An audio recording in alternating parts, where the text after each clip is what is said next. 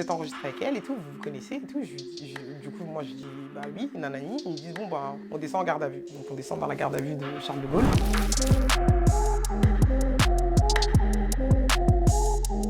Je suis née en Centrafrique, à Bangui, exactement. Je suis venue en France, j'avais 6 ans. J'ai grandi à Champigny-sur-Marne, dans le 94, au Bois-l'Abbé et après au Bouleron, dans un quartier qui s'appelle les Boulons. Mes parents, ils se sont séparés quand on est arrivé en France, même pas un an après. Dès que ma mère a accouché de ma petite sœur, mes parents, ils se sont séparés parce que mon père était violent avec ma mère et il y a eu, je crois que c'était le coup de trop ou la bagarre de trop. Et donc ma mère, elle s'est enfuie ce soir-là avec ma petite sœur en fait. Elle est partie et elle est revenue chercher ma petite sœur avec la police. Ils ont pris mon petit frère aussi parce qu'ils étaient petits. Et moi, du coup, je suis restée 2-3 jours avec mon père. Et après, ma mère est revenue me chercher et on est parti en foyer. Par rapport aux violences qu'il y a eu dans mon enfance, j'étais petite et c'est vrai que ma mère ne nous en a pas parlé beaucoup. C'est plus en grandissant qu'elle a commencé à nous en... Mais je te parle de très grande. Pour elle, c'était son train de vie en fait.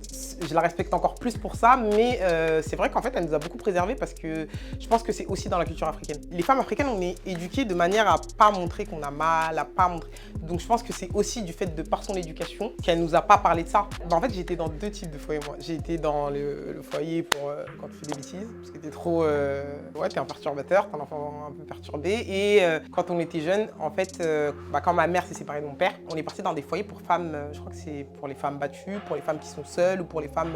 En fait, on dormait tous les jours dans des foyers différents. Et à un moment donné, en fait, moi, je me rappelle, j'étais petite, j'étais en CP. En fait, je me souviens que j'étais souvent fatiguée, je dormais sur la table et tout à l'école parce que en général, c'est pas dans le 9-4, c'est des trucs qui sont hyper loin et c'est des trucs de secours. Donc, l'assistante sociale va t'appeler pour te dire « Ah, ce soir, tu peux dormir là pendant 2 jours et je vais te trouver quelque chose. » On a fait les foyers pendant, je crois, 1 an et demi, 2 ans. Je travaillait hyper bien, genre j'étais vraiment dans le truc de... En fait, je crois que je culpabilisais de ce que ma mère, elle avait vécu. Genre, le fait qu'elle soit... qu'elle ait été seule, qu'elle ait galéré, je pense que je culpabilisais de ça et du coup, je me disais « Faut que je travaille bien à l'école. Il faut que quand elle rentre, genre, le ménage soit fait. Il faut que j'essaye de faire... » Bon, je savais pas faire à manger non plus de ouf, mais je faisais des pâtes et tout comme ça, j'essayais de l'alléger au maximum. Et en fait, en grandissant, je pense qu'à un moment donné, je lui en ai voulu de ça. Genre, j'en ai pas voulu parce que c'est pas elle qui m'a mis ces responsabilités-là, mais indirectement, quand tu grandis dans une famille monoparentale, t'as indirectement plus de responsabilités qu'un enfant qui grandit dans une famille parentale saine, on va dire. Aujourd'hui, oui, j'ai le besoin de lui montrer qu'en fait, tout ce qu'elle a fait, je la remercie, je la remercierai jamais assez, parce que jusqu'à pas très longtemps, je l'ai beaucoup fait souffrir, ma mère, dans ma crise d'adolescence, dans mes bêtises, dans mes erreurs. Elle a beaucoup subi, en fait. En fait, je me suis excusée. Je pense que toutes les fois où j'ai fait des bêtises, je me suis excusée. Là, la dernière erreur en date, je me suis excusée. Je pense que je m'en veux encore, donc c'est peut-être pour ça. Toutes les mamans sont des exemples. Particulièrement les mères qui se battent seules ou qui sont peut-être en couple. Il y a des femmes qui sont en couple, mais qui se battent seules pour leurs enfants. Genre. Je parle pas forcément que des femmes battues. Je parle de ma mère, mais je parle de toutes les mamans en général. Alors, en fait, j'avais... pour vous dire la vérité, c'est une histoire, c'est sordide. Hein. Moi, je suis quelqu'un qui... c'est pas que je suis en concurrence avec mon frère, mais genre, avant, j'étais très garçon manqué. Mais je pense que c'était pour prouver, parce que mon frère a la différence, genre, il a fait le GOBJT et tout, genre, la réussite et tout. Donc, je voulais toujours prouver que... en fait, en vrai, j'ai commencé donc à traîner avec des mecs de cité. Et j'étais aussi encore dans ce truc-là de fille de banlieue. Pourtant, je travaillais à côté. Hein. Mais j'étais dans ce truc-là de fille de banlieue, de vouloir prouver que, genre, j'ai pas peur, je suis une racaille, genre, un truc débile. Au début, j'ai fréquenté certains mecs qui faisaient de l'argent sale, particulièrement dans les stupes. Et à ce moment-là, j'étais donc avec une petite que je connais, donc une petite de chez moi. Elle aussi, elle a déjà été un peu dans les stupes et tout. 2 meufs pour partir à Fort-de-France avec des stupes dans leur valise. Et le jour du départ, ce qui s'est passé, c'est que tout simplement, quand elle s'est fait attraper, tu sais, quand tu fais des passages comme ça, vous ne devez pas rester ensemble. Ça veut dire que chacune, elle s'enregistre de son côté. Vous faites comme si vous ne vous connaissez pas jusqu'à ce que vous arrivez à la destination. Et en l'occurrence, je sais pas pourquoi, genre à ce moment-là, moi je lui dis, alors que je sais que moi je suis pas chargée, je lui dis, tu sais quoi, vas-y, viens, on s'en fout, on reste ensemble et tout. Il nous appelle donc au truc pour l'embarquement. Il nous appelle, et moi je lui dis, je vais aller aux toilettes, j'arrive. Et donc elle part pour embarquer. Moi je vais aux toilettes et quand je sors des toilettes, en fait, en rentrant dans la passerelle, je vois qu'en fait elle est avec des mecs qui ont des brassards orange en fait. Donc je me suis dit, bon, soit je passe et je fais comme si je la connais pas, soit en fait je peux pas en fait, tu vois. Mais en vrai je peux pas. Et c'est là que je vois que je suis pas une racaille. C'est qu'en vrai je pouvais pas. Alors que la règle aurait été que, écoute, elle a pris ses risques aussi, elle savait c'était quoi les risques. Toi, maintenant, c'est chacun sa chance.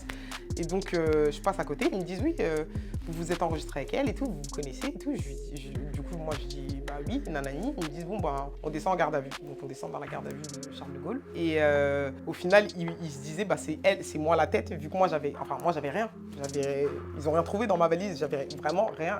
Tu sais, avant le jugement, genre, l'avocat, il vient te voir, tu sais, au mandat de dépôt pour te dire, bon, écoute. Et moi, en fait, l'avocat, il se disait, mais t'es folle, genre, reviens sur tes dires, parce que en soi, tu n'as rien. Et en fait, l'avocat, il me disait clairement, tu vas prendre la même peine qu'elle, parce que c'est de la complicité. Mais j'étais encore, tu sais, en fait, pour te dire la vérité, je crois que je me disais encore que je ne vais pas aller en prison. Vraiment. Je suis tombée en prison pour complicité de stupéfiants. Je suis restée 2 ans et demi. Le retour à la réalité, il est dur parce qu'en fait, tu sais, dans les MAF, en tout cas à Fresnes, dans les MAF, c'est compliqué parce qu'en fait, quand tu as passé une peine de plus de 2 ans, tu es considéré comme une grosse peine. Et moi, j'avais pris 4 ans.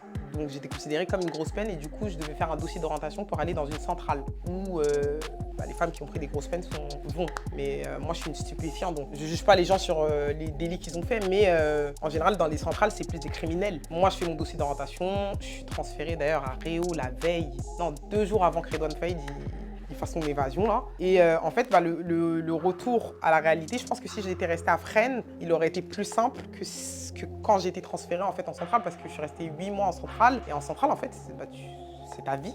Genre, à un moment donné, tu vis dedans, c'est tes amis.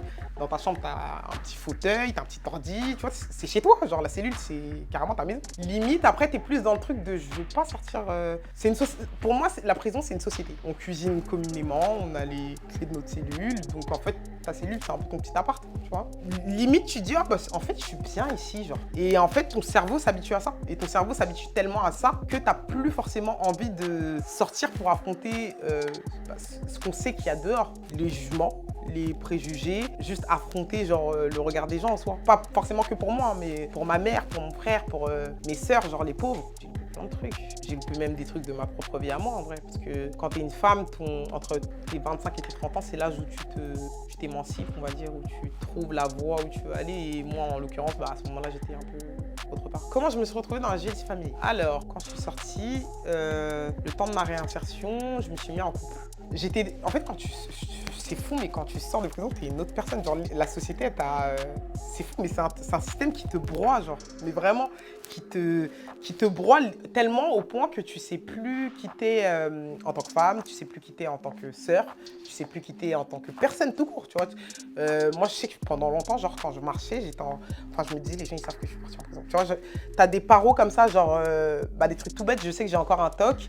C'est que je regarde tout le temps quand on me parle, je regarde là, parce que c'est trop de... Il y a beaucoup d'informations, alors que quand t'es en prison, tu sais, ton champ visuel, il est comme ça, en fait, tu vois. Donc, t'as pas ça et t'as pas ça, tu vois. J'étais encore dans ce truc-là, en fait, et c'est peut-être pour ça que les gens, ils comprennent pas. Maintenant, peut-être que les gens, ils vont comprendre quand j'ai fait de la télé qui disent « Ah, mais elle a pas confiance en elle et tout ». Je pense que ça aussi, j'avais déjà pas confiance en moi, mais je pense que ça le coup de marteau qui voilà. Et quand tu sors, en fait, tu sais pas qui t'es. Tu vois, vraiment, tu es en recherche de toi-même, tu es en recherche de qu'est-ce que je vais faire, qu'est-ce que je sais faire, qu'est-ce que je peux faire, tu vois. À ce moment-là, je me suis mis en couple avec une personne. Cette personne-là, elle était pas vraiment... elle était un peu négative pour moi. Ça veut dire que j'étais encore plus dans un truc de je suis une mauvaise personne, je vais pas réussir, et je suis rentrée un peu dans un cercle vicieux comme ça. Et quand je suis partie à Dubaï, en fait, j'ai rencontré Jazz. Et là, en l'occurrence, Jazz, c'est comme si elle avait lu en moi, comme dans un livre ouvert. Genre, parce que je l'avais déjà vu 2-3 fois. Et je me rappelle, Laurent, il me disait, t'as un pitbull, toi. Parce que j'étais agressive, en fait, tu vois. Je savais pas comment me faire accepter par les gens. Et du coup, c'est même pas que je savais pas comment me faire accepter par les gens. Je me disais, ils vont pas m'accepter. Mais pas forcément que la société tout court.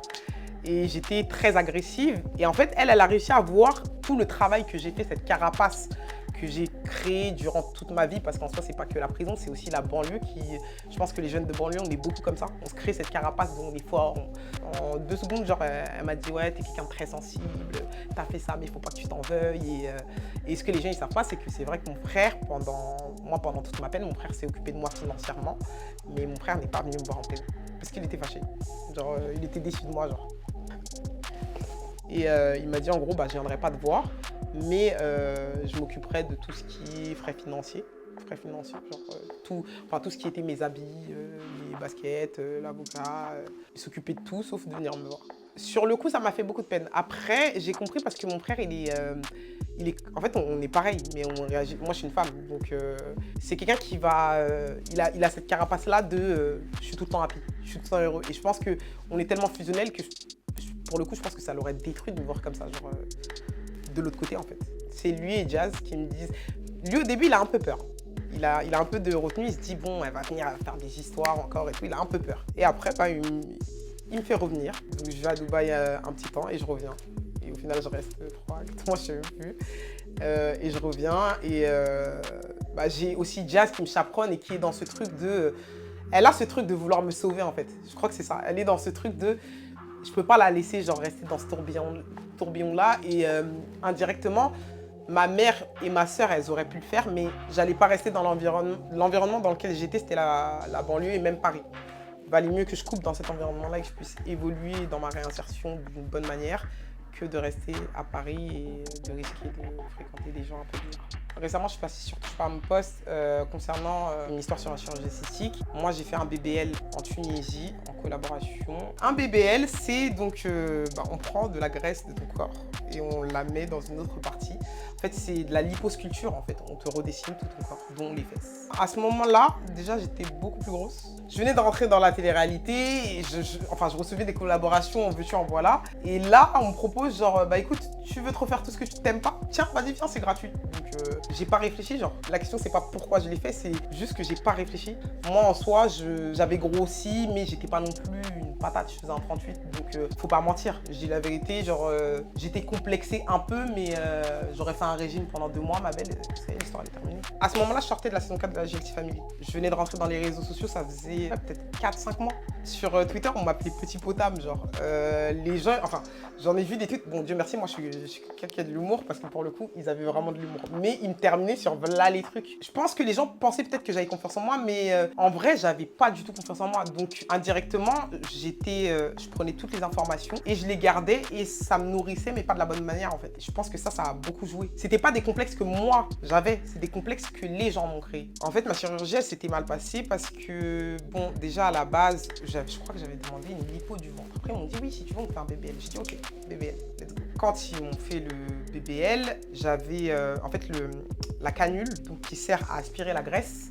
Le chirurgien l'a monté trop haut au niveau de mes seins. Donc, ça m'a pété ma glande mammaire. Du coup, j'ai eu une hémorragie. Et quand je me suis levée, en fait, de mon anesthésie, donc le premier jour, je vois que mon sein, j'ai un sein qui est beaucoup plus gros que l'autre, mais tranquille, je calcule pas. Et le lendemain, genre, j'ai un sac comme ça et l'autre il est comme ça, genre. Il est hyper dur et tout. Donc moi j'appelle Jazz en pleurs, je lui dis, en plus je suis partie seule. J'appelle Jazz en pleurs, je lui dis ouais, voilà, il s'est passé ça.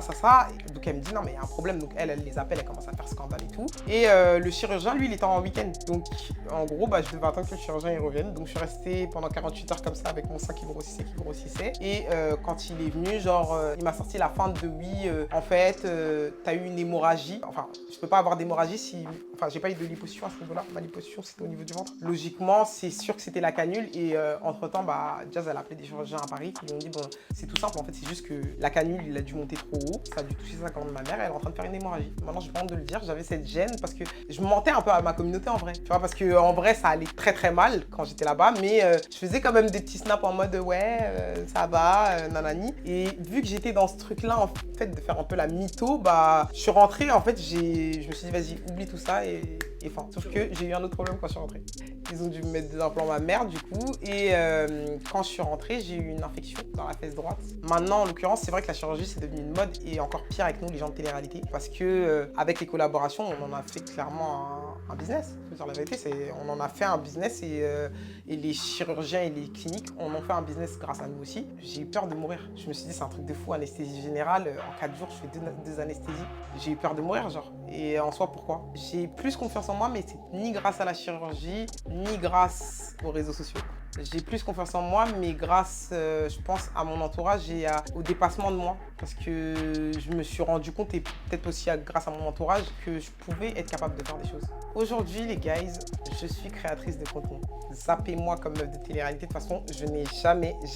Enfin, j'ai aimé faire de la télé-réalité dans le cadre de la JLC. J'ai aimé faire de la télé-réalité dans le cadre de la Villa des Cœurs Brisés. Mais passer la bataille des clans, j'ai détesté faire de la télé-réalité. Et j'ai détesté tout ce qu'il y a autour de la télé-réalité. Les gars, j'ai ouvert ma chaîne YouTube. Et d'ailleurs, je suis sur un podcast avec Melanite et Marwa qui s'appelle Les Petites Menteuses. Où on parle de sexe sans tabou.